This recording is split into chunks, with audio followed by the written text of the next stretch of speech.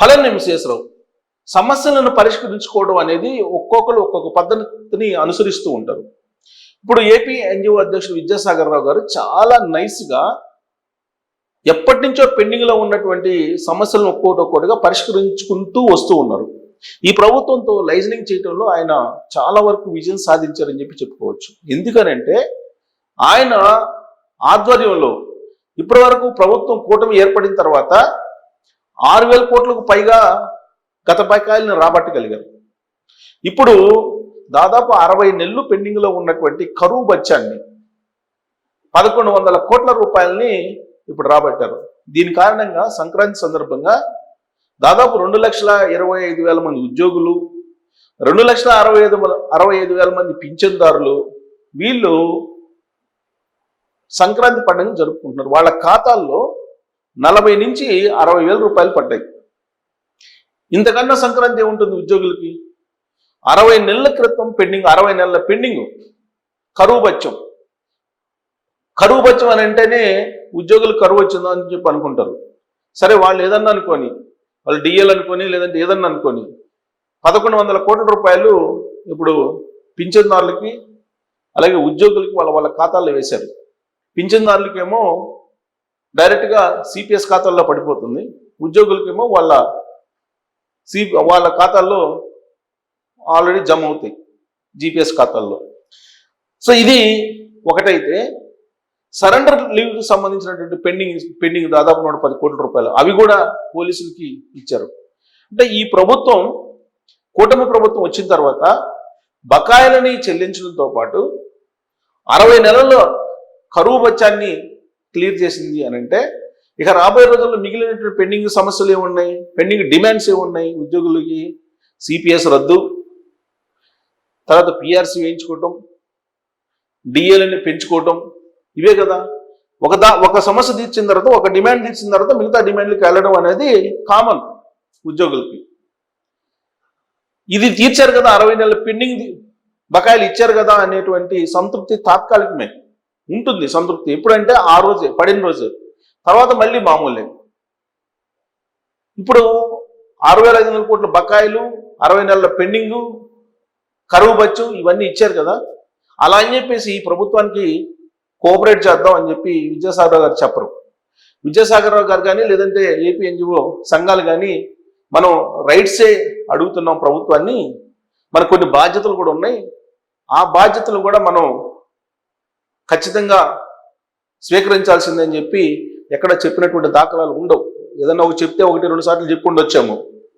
ఎందుకంటే ఉద్యోగులు పనిచేయకపోతే, ఉద్యోగుల్లో పారదర్శకత లేకపోతే, వాళ్ళలో జవాబుదారీతనం లేకపోతే ఏ ప్రభుత్వమైనా మనుగడ సాగించలేదు. ఒకవేళ మనుగడ సాగించినప్పటికీ కూడా అది ప్రజలకు సంతృప్తినైతే ఇవ్వదు. మరి ఇన్ని బెనిఫిట్స్ ఇంత సంక్షోభంలో కూడా చంద్రబాబు నాయుడు గారు ఇచ్చారు కదా ఉద్యోగులకి. ఏపీ ఎన్జిఓ అధ్యక్షుడు విద్యాసాగర్ రావు గారు చాలా నైస్గా ఈ ప్రభుత్వంతో లైజనింగ్ చేసి తీసుకున్నారు కదా. అది వాళ్ళ రైట్ అయి ఉండొచ్చు.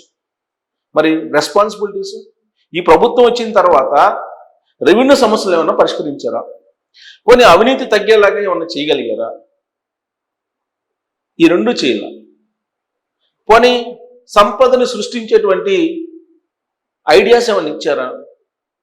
అది లేదు.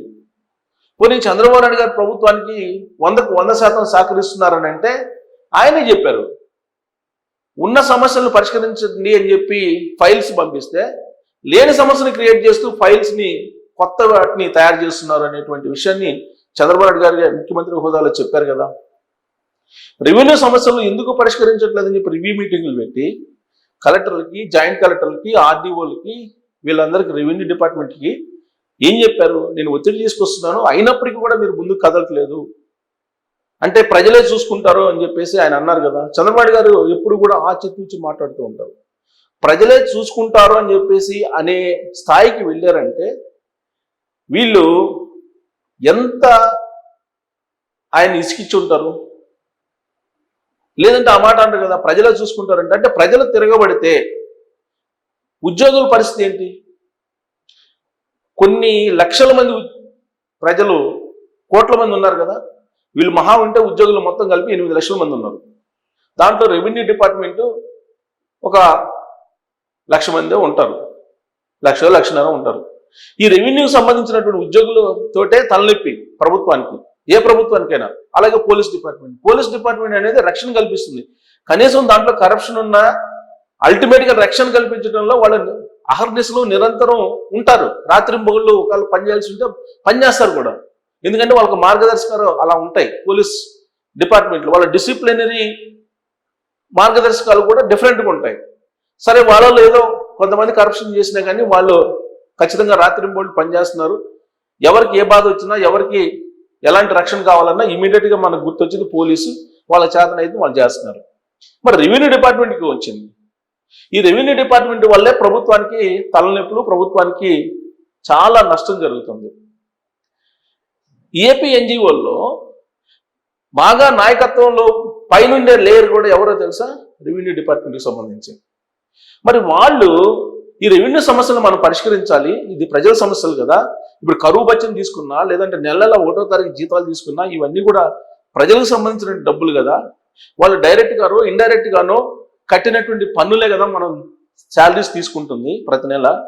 మరి వాళ్ళు ఇచ్చినప్పుడు మనం జవాబుదారీతనంతో పారదర్శకంగా పనిచేయాల్సిన బాధ్యత ఉంది కదా, మీరు ఎందుకు చేయట్లేదని చెప్పేసి వీళ్ళు పెట్టుకున్నటువంటి మీటింగ్లో ఏనాడు చెప్పుకుంటున్నటువంటి పరిస్థితులు కానీ, డిస్కస్ చేసుకున్న పరిస్థితులు కానీ లేవు.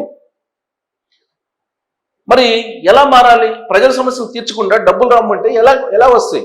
ఇప్పుడు రెవెన్యూ సమస్యలు తీర్చమంటే కొంతమంది ఎంఆర్ఓలు కానీ, ఆర్డీఓలు కానీ ఎకరానికి ₹1,00,000 అడుగుతున్నారు. ఎక్కడి నుంచి తీసుకొస్తారు ప్రజలు? వ్యవసాయం చేసుకునేటువంటి రైతు ఆయన భూమిని ఆయనకి ఇవ్వడానికి ఎకరాకి ₹1,00,000 డిమాండ్ చేస్తూ ఉంటే ఎక్కడి నుంచి తీసుకొస్తారు? వాళ్ళు వ్యవసాయం చేసి పెట్టుబడి పెట్టి ఆ పంట వచ్చి అమ్ముకొని ఆ అమ్మకం తాలూకు డబ్బు ఇంటికి వచ్చేటప్పటికి తల ప్రాణం తోక్కొస్తుంది వాళ్ళకి. మరి ఇవి తెలియాలి కదా. ఏసీ రూమ్లో కూర్చొని నాకు నెలకు 1వ తారీఖు జీతం ఇస్తే చాలు, ప్రజలు ఏమైపోయినా పర్లేదు అనేటువంటి భావన ఏదైతే ఉందో ఇది చాలా ప్రమాదకరం. అనేక దేశాలు కుప్పకూరడానికి కానీ, అనేక దేశాలు రోడ్డును పట్టడానికి కానీ, అనేక దేశాలు లాస్ట్కి తినడానికి తిండి కూడా లేకుండా పోవడానికి కారణం ఏంటో తెలుసా? ఇలాంటి కొంతమంది ఉద్యోగులు జవాబుదారీతనంతో లేకుండా పారదర్శకంగా పనిచేయకుండా ఉండడం కారణమే ప్రధానంగా. అందుకే ఆర్థికవేత్తలు చెప్తుంటారు, కరప్షన్ అనేది క్యాన్సర్ లాంటిది. దీన్ని కనుక తొలి రోజుల్లోనే తుంచేయకపోతే దీన్ని ఎవరు అడ్డుకోలేరు అని చెప్తూ ఉంటారు. మరి ఆంధ్రప్రదేశ్లో జరుగుతున్నటువంటి పరిస్థితి ఏంటి?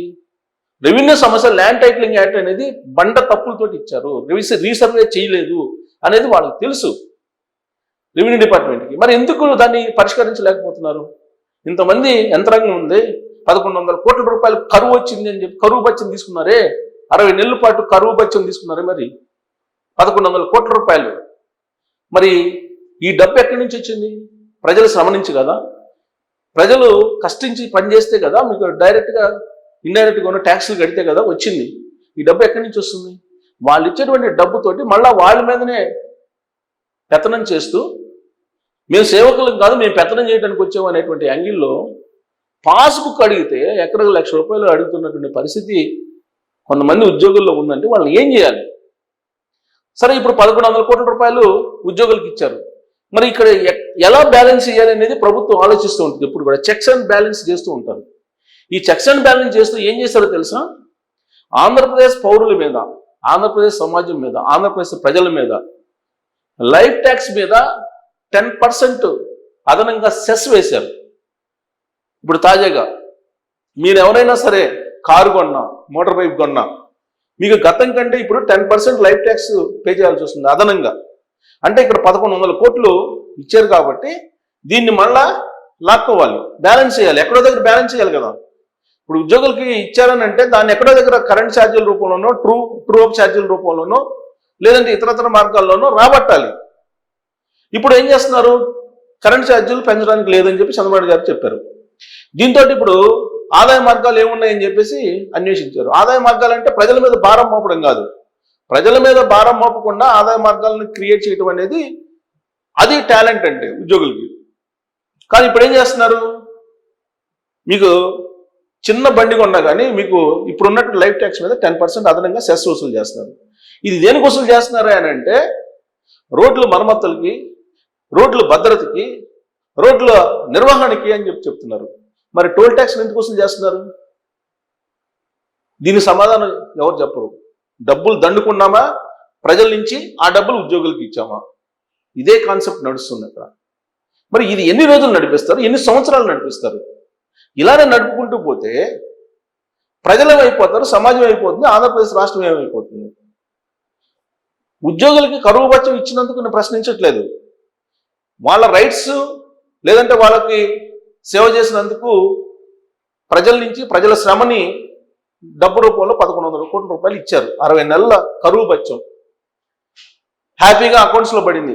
సంక్రాంతి చేసుకున్నారు. దాదాపు 40,000 నుంచి 60,000 రూపాయల వరకు అందరికి పడిపోయింది.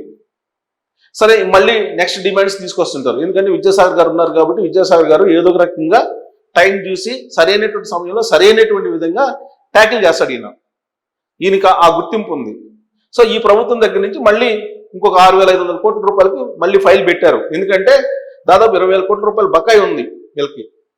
ఈ బకాయిలు ఇలానే ఉండగానే మళ్ళీ పిఆర్సీ అడుగుతారు. అడిగినా తప్పులేదు. నేను అనేది ఏం అడిగినా సరే మీరు రెస్పాన్సిబిలిటీస్ ఏమున్నాయి, వాటిని ఎందుకు పరిష్కరించట్లేదు? ఇదే విద్యాసాగర్ గారు ఒక మీటింగ్ పెట్టి ఉద్యోగులకి, జిల్లాల వ్యాప్తంగా కమిటీలు కూడా ఉన్నాయి కదా వీళ్ళకి, జిల్లాల వ్యాప్తంగా శాఖలు కూడా ఉన్నాయి కదా, మీరు ఎందుకు పని చేయరు అని చెప్పి అడగాలి కదా. ఒకవేళ పని చేయకపోతే ప్రభుత్వానికి సూచించాలి, ఇలాంటి వాళ్ళు డిస్మిస్ చేయండి అని చెప్పి, అసలు ఉద్యోగం నుంచి తీసేయండి, తొలగించండి అని చెప్పి చెప్పాలి. లేదు, ఏసీబీ కేసులు ఫైల్ చేసేదాకా కూడా ఉండకుండా ఈ ₹1,00,000 ఎవరైతే అడుగుతున్నారో, కొంతమంది ఆర్డీఓలు కానీ, కొంతమంది ఎంఆర్ఓలు కానీ, వాళ్ళని ఏం చేయాలనేది కూడా వీళ్ళు చెప్పాలి. అది బాధ్యత. అంటే అసలు బాధ్యతలు మాకు అవసరం లేదు, మాకు వస్తే చాలు, మేము హ్యాపీగా పండుగ చేసుకుంటే చాలు, మిగతా వాళ్ళ ప్రజలు ఎట్టపోయినా మాకు పర్లేదు అనేటువంటి ఒపీనియన్ ఏదైతే కొంతమందిలో ఉందో ఇది తప్పు. మొత్తం సమాజంలో ప్రజల్లో ఉండేది 3% ఉద్యోగులు, మిగతా 97% పబ్లిక్ పరిస్థితి ఏంటి? వాళ్ళు తిరగబడితే మీ పరిస్థితి ఏంటి? ఒక్కసారి ఆలోచించండి. ఇదే చంద్రబాబు గారు చెప్తున్నారు, నేను ఒత్తిడి చేస్తున్నాను, మీరు చేయట్లేదు, ప్రజలు ఇక చూసుకుంటారు అని చెప్పి అన్నారు. అంటే దాని అర్థం ఏంటి? మీరు ఆలోచించండి. సో కాబట్టి ఒకవైపు ఉద్యోగులు పండగ చేసుకోమని చెప్పింది ఈ ప్రభుత్వం, ఇంకొక వైపు ఏమో వాహనదారులకి మీరు ఏ వాహనం కొన్నా 10% అదనంగా సెస్ వసూలు చేయబోతున్నారు. ఆ మేరకు ఆర్డినెన్స్ ఇచ్చారు, క్యాబినెట్లో అప్రూవల్ చేసి ఆర్డినెన్స్ కూడా ఇచ్చేశారు. ఇప్పటికే అక్కడ పెట్రోల్ డీజిల్ రేట్లు మొత్తం ఇండియాలో హైయెస్ట్ ఉన్నాయి ఆంధ్రప్రదేశ్లో. ఇది జగన్మోహన్ రెడ్డి గారు ఉన్నప్పుడు పెద్ద ప్రచారం చేశారు 2019 ఎన్నికలకు ముందు. ఆయన వచ్చిన తర్వాత తగ్గించలేదు, ఇప్పుడు ఈ కూటమి వచ్చిన తర్వాత కూడా తగ్గించలేదు. సరే, తగ్గించకపోతే పోయారు. ఇప్పుడు మళ్ళీ రోడ్ల మరమ్మతు నిర్వహణ కోసం 10% సెస్ అని చెప్పి కొత్త ఆర్డినెన్స్ తీసుకొచ్చారు. అంటే ఉద్యోగులకు ఇచ్చినటువంటి 11,000 కోట్ల రూపాయలు ఏదైతే ఉన్నాయో కరువు భత్యం, ప్రజల 95% కరువు లేదు, ఓన్లీ ఉద్యోగులకే కరువు వచ్చింది. సో కాబట్టి ఈ 11,000 రూపాయలు వాళ్ళకి కరువు వచ్చింది కాబట్టి కరువు భత్యం ఇచ్చారు.